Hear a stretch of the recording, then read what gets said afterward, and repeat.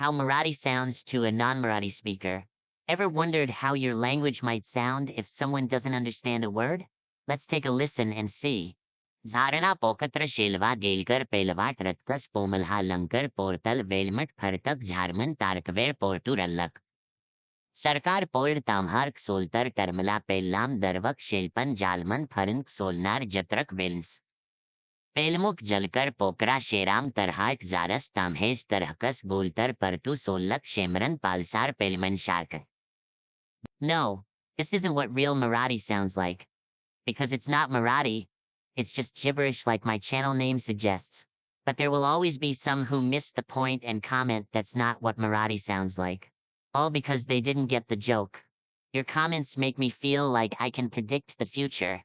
Follow me if you want to hear SpongeBob obliterate more languages in hilarious gibberish.